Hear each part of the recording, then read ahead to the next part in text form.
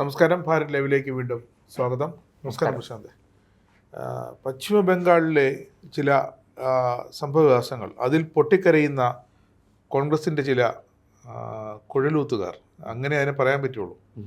കാരണം ഇത്ര കൂട്ടക്കൊലയും ബലാത്സംഗവും അക്രമവും വംശഹത്യയും ഒക്കെ നടന്ന 15 വർഷം മമതാ ബാനർജിയുടെ ആ ഇരുണ്ട 15 വർഷമായിരുന്നു. അന്ന് 2021 മമത അടുത്ത ഏറ്റവും ഒടുവിൽ മുഖ്യമന്ത്രിയായി അധികാരമേറ്റപ്പോൾ മമതയ്ക്കെതിരെ ഉയർന്ന നിരവധി ആരോപണങ്ങൾ, തൃണമൂലിനെതിരെ ഉയർന്ന നിരവധി ആരോപണങ്ങൾ, അങ്ങനെ വന്നപ്പോൾ ഇതെല്ലാം അന്ന് കോടതിയിലൊക്കെ, കൽക്കട്ട ഹൈക്കോടതിയിലൊക്കെ സമർപ്പിച്ചപ്പോൾ അതിനെ ശക്തിയുക്തം സർക്കാർ എതിർക്കുകയായിരുന്നു. അക്രമങ്ങൾ നടന്നിട്ടില്ല എന്ന് പറഞ്ഞിട്ട്. ഇന്നിപ്പോൾ അഭിഷേക് ബാനർജിക്കെതിരെയും കല്യാൺ ബാനർജിക്കെതിരെയും ഒക്കെ ചീമുട്ടയർ സ്വന്തം പാർട്ടിക്കാർ നടത്തിയാണ്. നമ്മൾ കഴിഞ്ഞ ദിവസം പറഞ്ഞായിരുന്നു.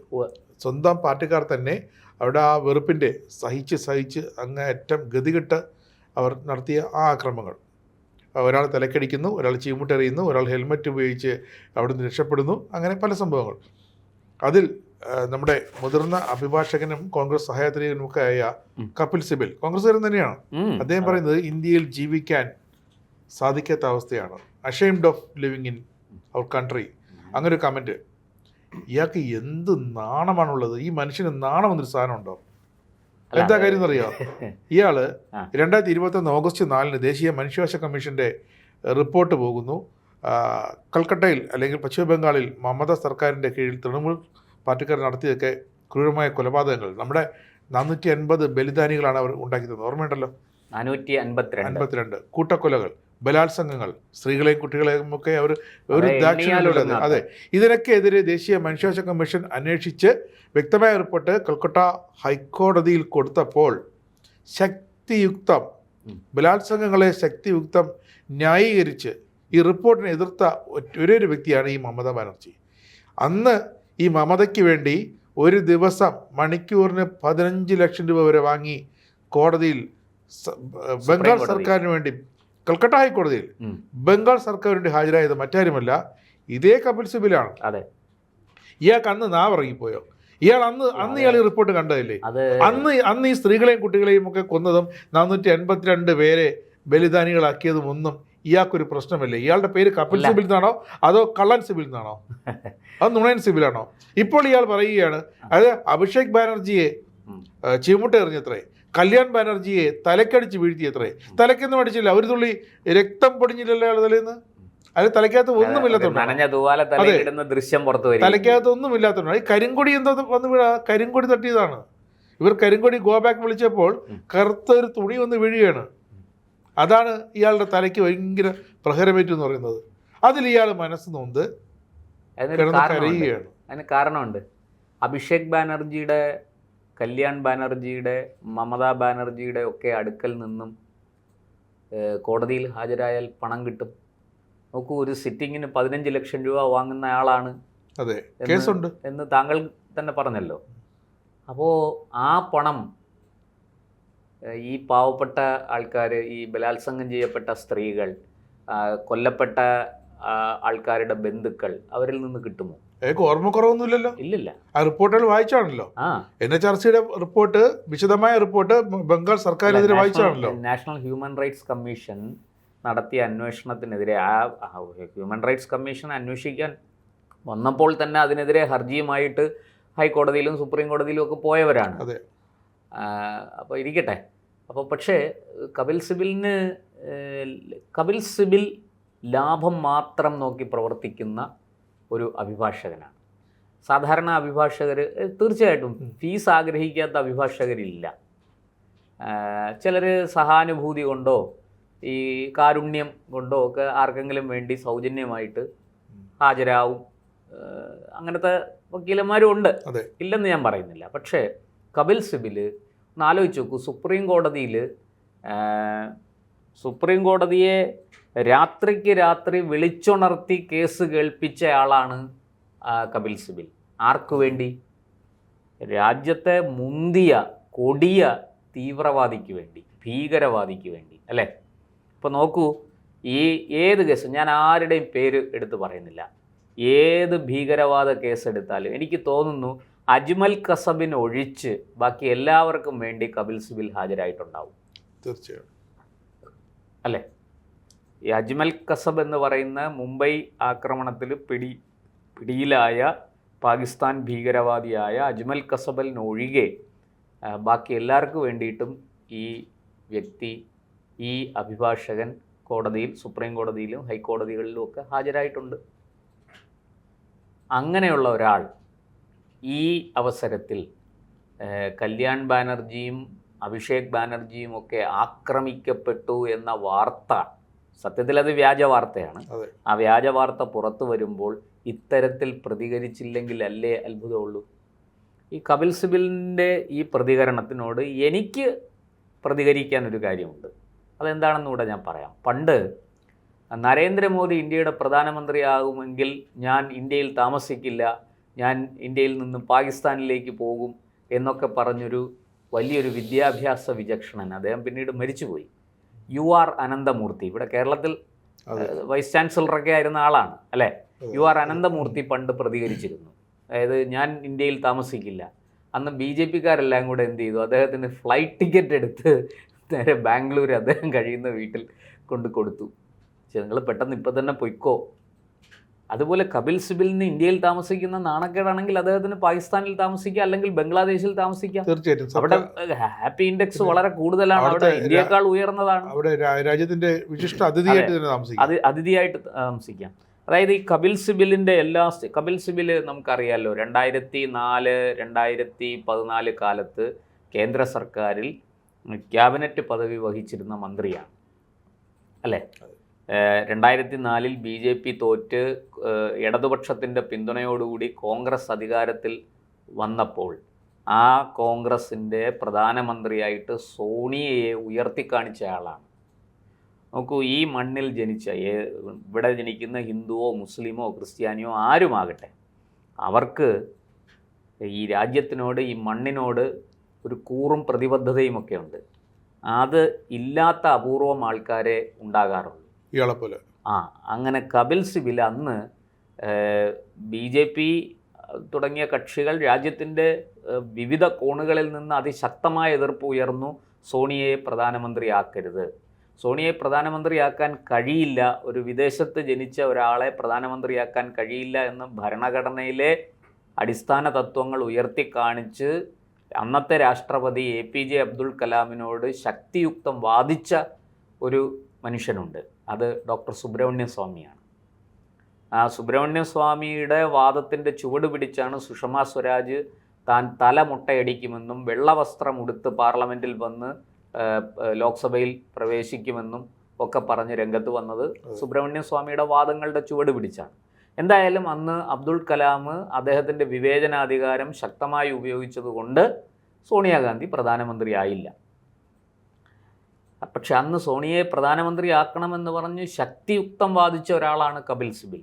അങ്ങനെയുള്ള കപിൽ സിബലിൽ നിന്ന് നമ്മൾ മറിച്ചൊന്നും പ്രതീക്ഷിക്കേണ്ട. ഇപ്പോൾ 2021 ഈ പറഞ്ഞതുപോലെ അവിടെ തെരഞ്ഞെടുപ്പ് ഫലം പുറത്തു വന്നതിന് ശേഷം നടന്ന അക്രമ സംഭവങ്ങൾ വളരെ ദാരുണമായിട്ട് നിരവധി പേരെ കൊന്ന് കെട്ടിത്തൂക്കി, മൃഗീയമായിട്ട് പീഡിപ്പിച്ച് കൊല്ലുകയായിരുന്നു.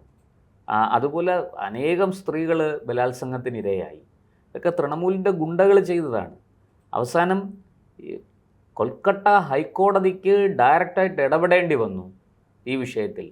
ലോ ആൻഡ് ഓർഡർ ബംഗാൾ പോലീസിൻ്റെ കയ്യിൽ നിന്ന് നഷ്ടപ്പെട്ടിരിക്കുന്നു എന്ന് പറഞ്ഞത് കോടതിയാണ്.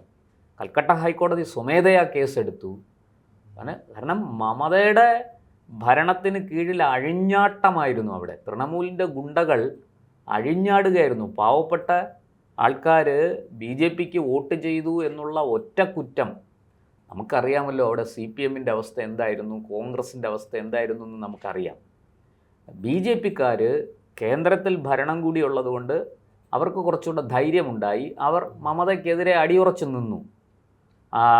അതേസമയം CPM എവിടെ പോയിരുന്നു? മാളത്തിൽ ഒളിച്ചു. കോൺഗ്രസ് എവിടെ പോയിരുന്നു? അവരും മാളത്തിൽ ഒളിച്ചു. അങ്ങനെ CPMും കോൺഗ്രസും ചിത്രത്തിലേ ഇല്ലാതിരുന്ന ഒരു സാഹചര്യത്തിലാണ് BJP അവിടെ അതിശക്തമായ എതിർപ്പുമായിട്ട് രംഗത്ത് വന്നത്. മമതയുടെ ഈ അഴിഞ്ഞാട്ടം അനുവദിക്കാൻ കഴിയില്ല എന്ന് പറഞ്ഞു. അതിന് BJP പ്രവർത്തകർ കൊടുക്കേണ്ടി വന്ന വില വളരെ വലുതാണ്. 452 ബലിദാനികളെയാണ് അവർക്ക് കിട്ടിയത്. അനേകം BJP പ്രവർത്തകരുടെ വീടുകളിലെ സ്ത്രീകൾ ബലാത്സംഗത്തിനിരയായി അതിക്രൂരമായി പീഡിപ്പിക്കപ്പെട്ടു. അല്ലേ? എന്തിന് പറയുന്നു? RG-കർ മെഡിക്കൽ കോളേജിൽ ഒരു ദാരുണമായ സംഭവം ഉണ്ടായി. അവിടെ ഒരു പെൺകുട്ടി, ഹൗസ് സർജൻസി ചെയ്തുകൊണ്ടിരുന്ന ഒരു പെൺകുട്ടി, ഡോക്ടറാകേണ്ട നാളെയുടെ, അതായത് ഭാവിയുടെ വാഗ്ദാനമായ ഒരു പെൺകുട്ടി അതിക്രൂരമായ പീഡനത്തിനിരയായി കൊല്ലപ്പെട്ടു. പീഡിപ്പിക്കുക മാത്രമല്ല ചെയ്തത്, റേപ്പ് ചെയ്യുക മാത്രമല്ല ചെയ്തത്, ആ കുട്ടിയെ കൊലപ്പെടുത്തുകയും ചെയ്തു, അതിക്രൂരമായിട്ട്. അല്ലേ?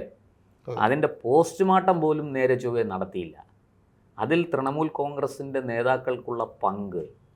ഈ പെൺകുട്ടി അവിടെ ആ തൃണമൂൽ കോൺഗ്രസിൻ്റെ ഗുണ്ടകൾ ആ മെഡിക്കൽ കോളേജ് കേന്ദ്രമാക്കി നടത്തിക്കൊണ്ടിരുന്ന വലിയ കച്ചവടം, ഒരു വലിയ മാഫിയായിരുന്നു.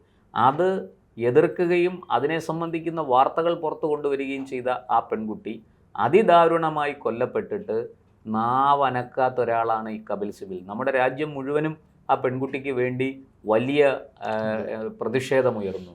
അല്ലേ? കൊൽക്കട്ടയിൽ എത്രയോ ദിവസം ഈ പണിമുടക്കായിരുന്നു. CBI അന്വേഷണത്തിന് അദ്ദേഹം ഉറപ്പ് കൊടുത്തു.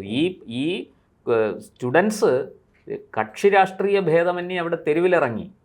അല്ലേ? രാജ്യം മുഴുവനും പ്രതിഷേധം ഉയർന്നു. പോട്ടെ, പണ്ട് നിർഭയ കേസുണ്ടായല്ലോ, അന്ന് ഈ കപിൽ സിബൽ വല്ലതും മിണ്ടിയോ? ഇല്ല. ഡൽഹിയിൽ എന്താ മിണ്ടാത്തെ? അപ്പോൾ കൃത്യമായിട്ടൊരു ഈ കളമറിഞ്ഞ്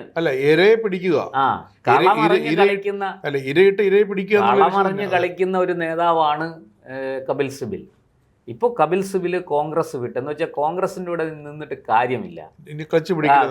ഈ പപ്പുമോൻ കോൺഗ്രസിനെ ഒരു വഴിക്കാക്കി എന്ന് മനസ്സിലായത് കൊണ്ടാണ് കപിൽ സിബൽ. കാരണം കപിൽ സിബലിന് സ്വന്തം തടികൂടി നോക്കണം. അദ്ദേഹം നേരെ സമാജ്വാദി പാർട്ടിയിലേക്ക് പോയി. കാരണം ഇത് UP-യിൽ ഇച്ചിരി അത്യാവശ്യം ശക്തിയുള്ള കൂട്ടരാണ് ഈ പറഞ്ഞ സമാജ്വാദി പാർട്ടി. അഖിലേഷ് യാദവിൻ്റെ കൂടെ പോയി അവിടുന്ന് രാജ്യസഭ MP ആയി ഒക്കെ ഇപ്പോൾ അങ്ങനെ നിൽക്കുകയാണ്. 2021 ഇയാൾ ഇതിൽ ഇടപെടാത്തതിന് കാരണം ഇയാൾക്ക് അറിയാമായിരുന്നു മമതയുടെ കേസ്. അതായത് നിരവധി ഈ ഇരകൾ നിരവധി പരാതികളാണ്. അത് മാത്രമല്ല, മമത നിരവധി അഴിമതി കേസുകളിൽ പെട്ടിട്ടുണ്ട്. ശാരദാ ചിട്ടി ഫണ്ട് കേസിൽ നിന്നൊക്കെ തലനാഴിഴയ്ക്കാണ് മമത തെളിവുകളുടെ അഭാവത്തിൽ രക്ഷപ്പെട്ടത്. പക്ഷേ അതിനെ തുടർന്ന് പിന്നാലെ വന്ന നിരവധി കേസുകളിൽ മമതയുണ്ട്, അഭിഷേക് ബാനർജിയുണ്ട്, കല്യാൺ ബാനർജിയുണ്ട്, അങ്ങനെ പലരുമുണ്ട്. രാജേഷ് ജി നോക്കൂ, ഒരു രാജ്യവിരുദ്ധ സ്വഭാവം പുലർത്തുന്ന കുറേ ആൾക്കാർ മമതയ്ക്കൊപ്പം കൂടിയിട്ടുണ്ട്. മമതയുടെ, അതായത് മറ്റു ചില പാർട്ടികളിലൊക്കെ നിന്ന ആൾക്കാരാണ്. അവർക്ക് അവിടെ രക്ഷയില്ല എന്ന് വന്നപ്പോൾ അവർ, അതായത് ലാലുവിൻ്റെ കൂടെ നിന്നയാൾ മമതയുടെ കൂടെ വരുന്നു. അപ്പോൾ അതിൽ നിന്നൊക്കെ നമുക്ക് മനസ്സിലാകുന്നത് മമത വാസ്തവത്തിൽ കഴിഞ്ഞ 15 വർഷത്തിൽ ഏറ്റവും ഒടുവിലത്തെ 10 വർഷം എടുത്താൽ മമത കൃത്യമായിട്ട് രാജ്യവിരുദ്ധ കൂട്ടായ്മയുടെ നേതാവായിരുന്നു എന്നാണ്. വിശാല ബംഗ്ല എന്ന് മാത്രമല്ല, അതിലൂടെ ഈ ബീഹാറിലേക്ക് കടന്നു കയറുക, ഒഡീഷ പിടിച്ചെടുക്കുക, അല്ലേ? നോർത്ത് ഈസ്റ്റ് മുഴുവനും ആസാം അടക്കം ചേർക്കുക, ഇങ്ങനെയൊക്കെയുള്ളൊരു വലിയ ഗൂഢാലോചന എവിടെയൊക്കെയോ ലോകത്തിൻ്റെ ഏതൊക്കെയോ കോണുകളിൽ നടന്ന ഗൂഢാലോചനയ്ക്ക് ഒപ്പം ചേർന്ന ഒരാളാണ് മമത. ആ മമതയെ ന്യായീകരിക്കാൻ കപിൽ സിബൽ ഒരു ഉളുപ്പുമില്ലാതെ വന്നിരിക്കുന്നു എന്നുള്ളതാണ്. അത് വാസ്തവത്തിൽ കപിൽ സിബലിനെ പോലൊരാളിനെ പറ്റൂ. ഞാൻ മനസ്സിലാക്കുന്നത് കോൺഗ്രസ്സിൽ വേറെയും വലിയ സുപ്രീം കോടതിയിൽ വാദിക്കുന്ന, മണിക്കൂറിന് ലക്ഷങ്ങൾ ഫീസ് വാങ്ങുന്ന അഭിഭാഷകരുണ്ട്. മനു അഭിഷേക് സിംഗ്വിയെ പോലെയുള്ള ആൾക്കാരുണ്ട്. അവരെന്തേ മിണ്ടുന്നില്ല? രാഷ്ട്രീയമാണ്, സ്വാഭാവികമായിട്ടും BJP-യെ വിമർശിക്കും. അവർ ഇന്ത്യ മുന്നണിയാണ്. അതുകൊണ്ട് രാഹുൽ ഗാന്ധിയും പറഞ്ഞല്ലോ, പിന്നെ ഇതൊക്കെ രാഷ്ട്രീയം അങ്ങനെയാണ്. ഒരുപാട് നാടകങ്ങളുടെ തണലിൽ പുരോഗമിക്കുന്ന ഒന്നാണ് ഇന്നത്തെ രാഷ്ട്രീയം. അപ്പോൾ അതൊക്കെ സ്വാഭാവികമാണ്, അത് നമുക്ക് മനസ്സിലാക്കാം. പണമടക്കം പ്രശ്നമാണ്, പണമടക്കം വിഷയമാണ്. പണം കിട്ടണം, വിഷയാധിഷ്ഠിതമല്ല അയാളുടെ ജീവിതം, രാഷ്ട്രീയമല്ല. അങ്ങനെ വിഷയാധിഷ്ഠിതമായിരുന്നെങ്കിൽ ഇത് അന്ധമായ രാഷ്ട്രീയ വിരോധമല്ല. ഇത് സത്യത്തിൽ പലപ്പോഴും എനിക്ക് തോന്നിയിട്ടുള്ളത്, ഇദ്ദേഹത്തിൻ്റെ സ്റ്റേറ്റ്മെൻറ്റുകളൊക്കെ പരിശോധിക്കുമ്പോൾ ഇത് ഒരു ഹിന്ദു വിരുദ്ധ നിലപാടുകളുടെ ഉറ്റ തോഴനാണ് കപിൽ സിബിൽ എന്ന് ആരെങ്കിലും സംശയിച്ചാൽ അവരെ കുറ്റം പറയാൻ പറ്റില്ല. അവരെ നമുക്ക് കുറ്റം പറയാൻ പറ്റില്ല. പഴയ പാഴ്സ്യവൽക്കരണത്തിന്റെ അല്ല, അത് ഇദ്ദേഹത്തിൻ്റെ ഒരു ഇതുവരെയുള്ള രാഷ്ട്രീയ സ്റ്റേറ്റ്മെൻറ്റുകളെല്ലാം നമ്മൾ പരിശോധിച്ച് നോക്കിയാൽ നമുക്ക് മനസ്സിലാകുന്നത് ഇതാണ്. ഈ കപിൽ സിബിൽ എന്ന് പറഞ്ഞൊരു വ്യക്തിക്ക് അദ്ദേഹത്തിന് അയാൾക്ക് പ്രതീക്ഷ കാണുമായിരിക്കും, വീണ്ടും അവിടെ ദീദി അധികാരത്തിലേക്ക് വരുന്നു, അപ്പോൾ എന്തായാലും ആർജിക്കാർ വിഷയമടക്കമുള്ള കേസുകൾ സർക്കാരിൻ്റെ വക്കീലായിട്ട് തനിക്ക് തന്നെ തിരിച്ചു വരാം. അപ്പോൾ ആർജിക്കർ കേസിൽ തന്നെ മമതയ്ക്ക് വേണ്ടി വേണമെങ്കിൽ പേഴ്സണലായിട്ട് ഹാജരാകും കപിൽ സിബിൽ. മമതയുടെ നമ്മൾ കരുതുന്ന പോലെയല്ല, വലിയ രീതിയിൽ പണം മമത ശേഖരിച്ചിട്ടുണ്ട്, കൈക്കൂലിപ്പണം മമതയുടെ കയ്യിലുണ്ട്. അപ്പോൾ അതുകൊണ്ട് മമതയ്ക്ക് പണം കൊടുത്ത് കപിൽ സിബിലിനെ പോലെയുള്ള വക്കീലന്മാരെ വയ്ക്കാൻ കഴിയും. പക്ഷേ നമ്മൾ മനസ്സിലാക്കേണ്ട ഒരു കാര്യം, ഏത് വക്കീലിനെ വെച്ചാലും നീ എത്ര കള്ളത്തെളിവുകൾ ഉണ്ടാക്കിയാലും സത്യം ഒരു നാൾ പുറത്തു വരും.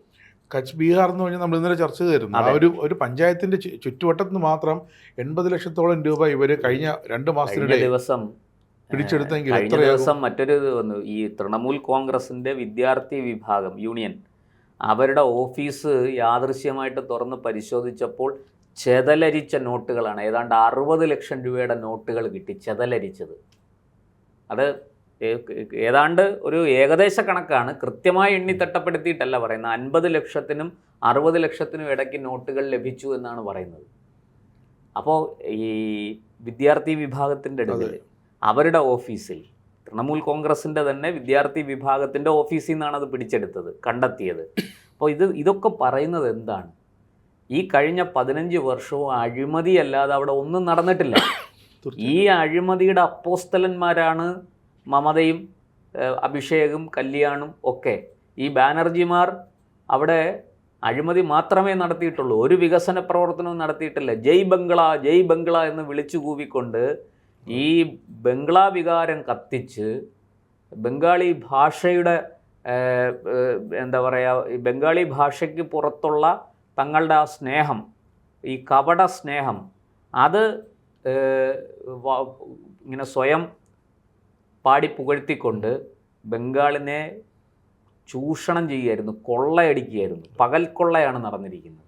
അപ്പോൾ ആ പണമൊക്കെ കയ്യിലുള്ളത് കൊണ്ട് കപിൽ സിബിലിനെ അറിയാം, ഇതെവിടെ പോയാലും നമ്മളെടുത്ത് വരും. എന്തായാലും ശക്തനായൊരു, നമ്മൾ പറയാറില്ലേ, മള്ളൂരുന്ന വക്കീലുണ്ടെങ്കിൽ ആരെയും കൊന്നിട്ട് വീട്ടിൽ പോയിരിക്കാന്നുള്ള, അതുപോലെ ശക്തനായൊരു അഭിഭാഷകൻ പണവും മള്ളൂരും കയ്യിലുണ്ടെങ്കിൽ ആർക്കും ആരെയും കൊല്ലാം.